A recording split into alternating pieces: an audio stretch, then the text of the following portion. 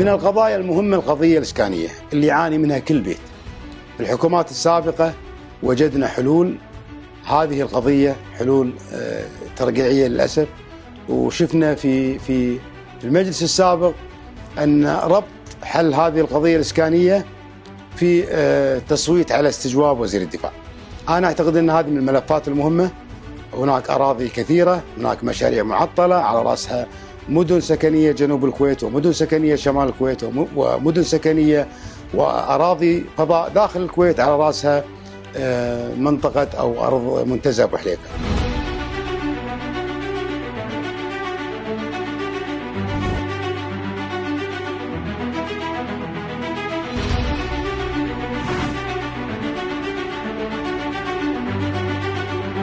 أتمنى على الحكومة القادمة أن يكون هذا ملف من أهم الأولويات عند الحكومة.